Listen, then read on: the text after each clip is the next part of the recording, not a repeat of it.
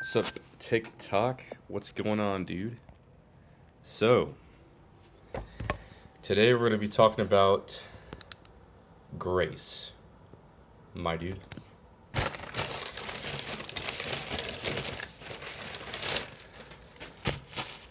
Um, Now I'm only 22, but I've already experienced this once or twice, at least. Maybe 3 times? I don't know. Anyway, so I knew this guy in college, right? Was that this year? It was. It was this year. It was a couple months ago.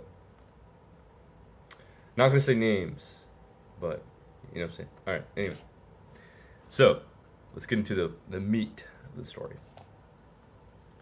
So I meet this guy at the dining hall. We're chatting it. I guess I'm kind of like motivating him to like go back in the gym, work out, because he said he's been wanting to, but he hasn't really like seen any signs, which is like okay to an extent that's true, but also it's like well self improvement if you really want to do it you would, or um, networking. Everyone. So people, right? People affect people, right? If you've ever seen the Facebook movie, whatever it's called, with the is it Andrew Garfield? Yeah, yeah, yeah, and the other guy. Shoot, forgot his name. Anyway, like people affect people. Networks, everyone needs their own community, their own island to thrive. And you can do stuff on your own, but you're very limited on what you can do. Like, look at Mr. Beast for example, right? He has a network of people, right? Anyway, back to the main topic. So me and this guy, we met a couple months back, and we started going to the gym. We're working out, having fun, and it's like we're hitting it off. We're cool. We work out for a couple weeks. Um, like I come to the gym every time we meet up, and I'm like, yeah, so we can just, I'm asking for his feedback. I'm like, all right, so what are some workouts you want to do? Because like I do want to work out, and then I'm like, so do you have any ideas on like what you would like to do, or are you interested in anything? He's like, nah, man, we can just do what you want to do. I'm like, all right, bet. So then we work out with my other friend Avi, which is a really cool guy. He got me into rock climbing. W roommate or older roommate, and we're hitting it off, bro. We're cool. We're cool for a couple weeks, and then I think one day we hang out. I think we played like tennis or something that day, or maybe basketball. I don't know. I don't know what it was, but because me and him played a lot of basketball. Anyway, we go to Dairy Queen, and I'm sitting there with him, and we're like having fun, chit chatting. And he showed me his apartment one time, and I basically agreed. Well, here's where like things went wrong.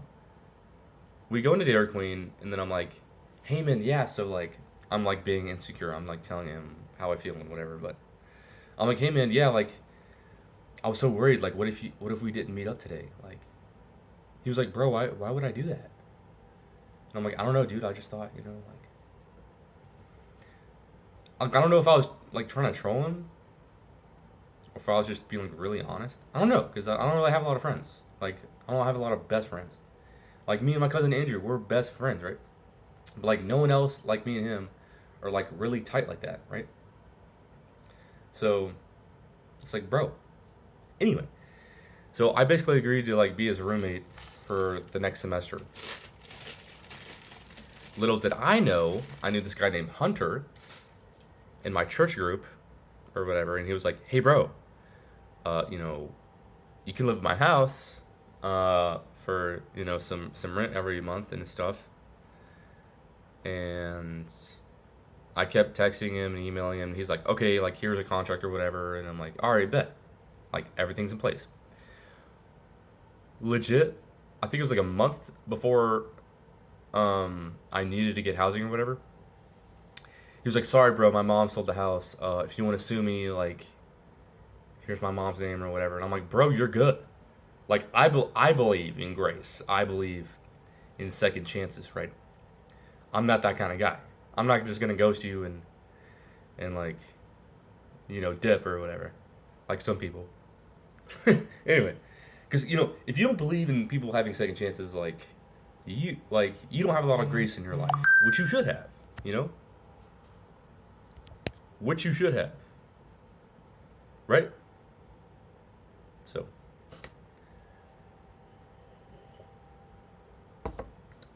anyway, so I basically canceled out of living with my friend that we're talking about.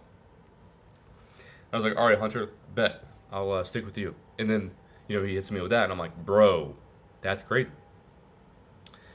And then what happens is, like, I go to live at the apartments, like the same apartment complex that my friend was living at. And then every time, like, I was registering for stuff, then the phone people call me. They're like, bro, you put this friend on your application to live with. Do you still want to do it? And I'm like, no, because my friend ghosted me, right? And then it would just be weird vibes all semester.